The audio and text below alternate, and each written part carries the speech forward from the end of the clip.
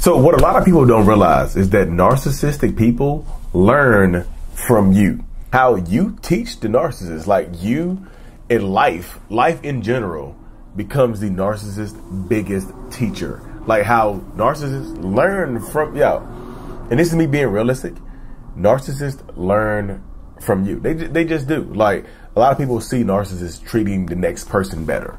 What do y'all think they got that from? Where do you think they got the knowledge to treat somebody else better than they treated you? Because typically is the Greek god of maybe.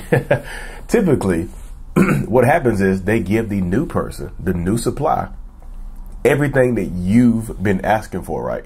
Everything that you've been begging for, everything that you've been pleading for, everything that you've gotten down on your hands and knees and just beg them to do.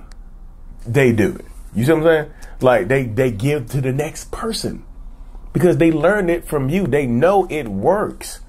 They know it works. I tell this to people all the time.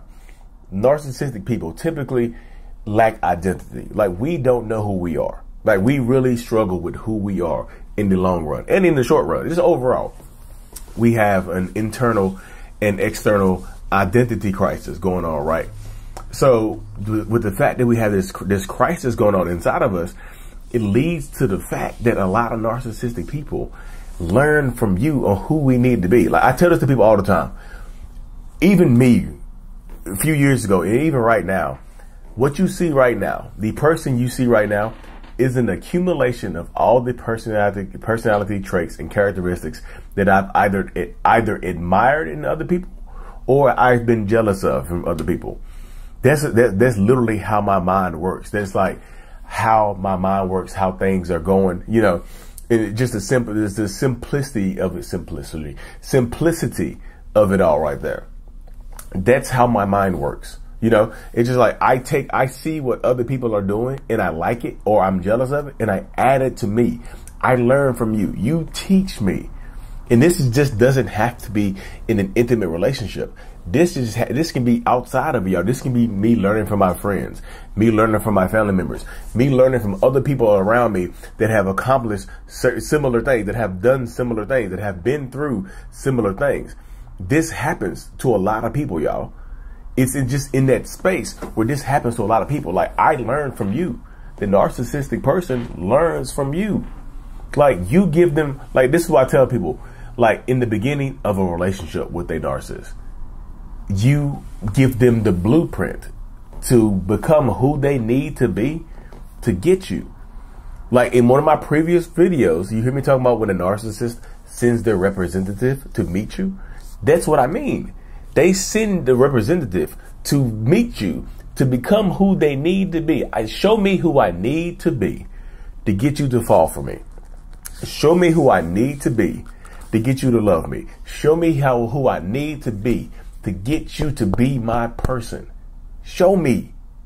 And during this stage, I'm going to do a lot of things that I might not even want to do. I really don't want to do a lot of this stuff, but I'm going to do it because I want you.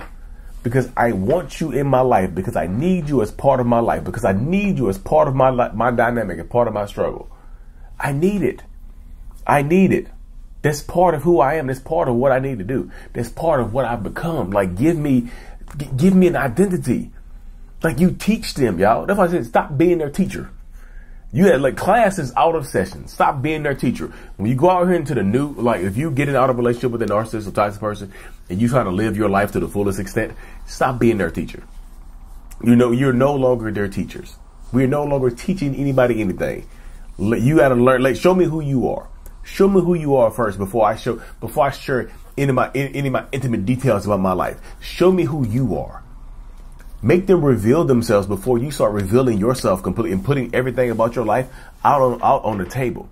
That's why when people ask you on a first date, what are you looking for in a significant other? What are you looking for in a man? What are you looking for in a woman? What are you looking for in a person? Don't tell them specific details, because that's literally, you might as well write it down you might as well deliver your heart on a platter to this person, because if they like you or they're attracted to you, they're going to become whoever you're looking for.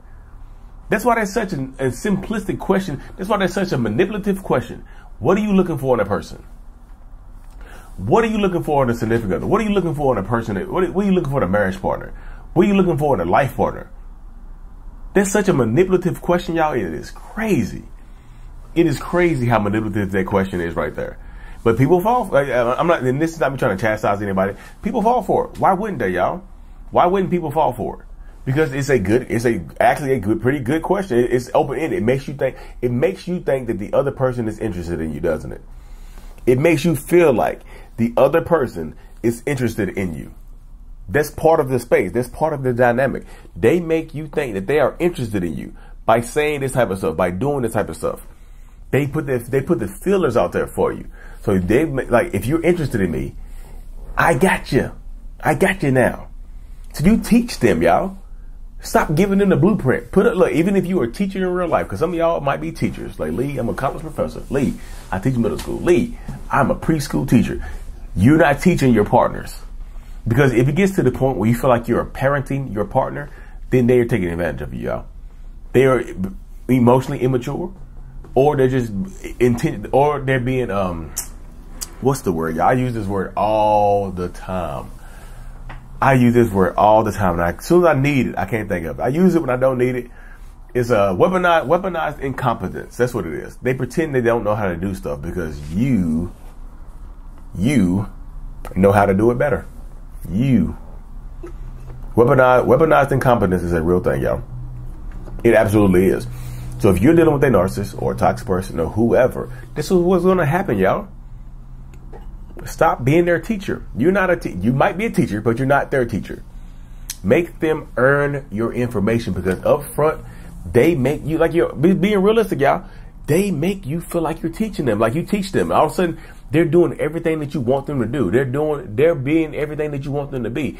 All of a sudden, they're being your significant other that you've been praying for because you told them. You prayed for them, but then you told them.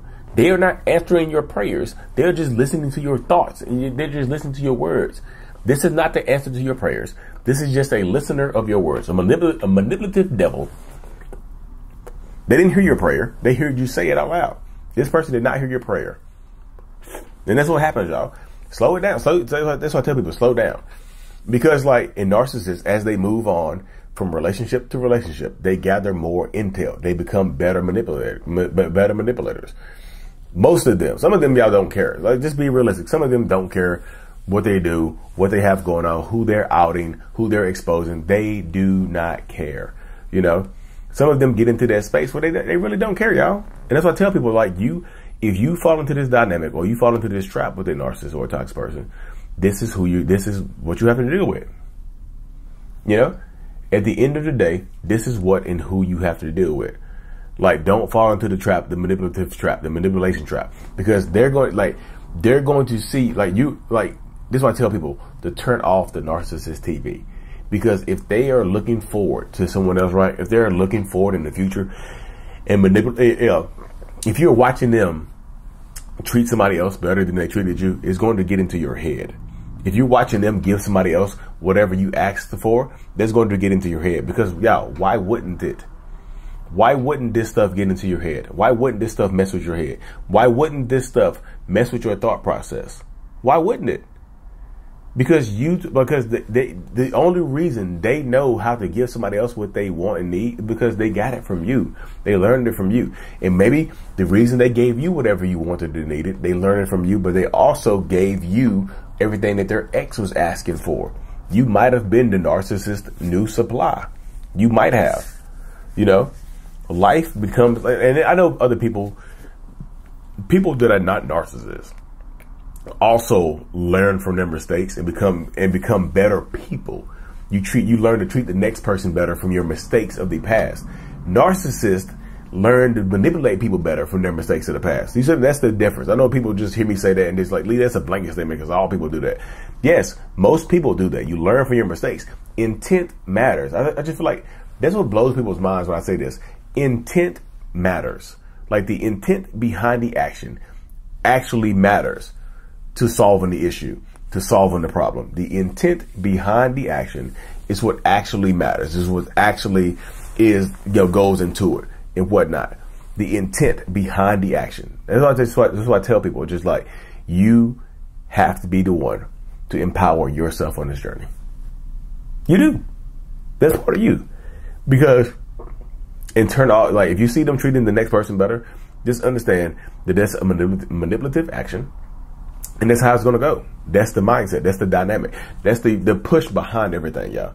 So you have to empower yourself on this journey and not be their teacher. And if you see them using what they learned from you on somebody else, y'all, control what you can control. Because the narcissist new supply, they probably won't listen to you. They might not listen to you. Even if you present the evidence, even if you pop up on them, even if you pop up on their porch, some of them might not listen. But I know some of y'all feel like, well, I have to try.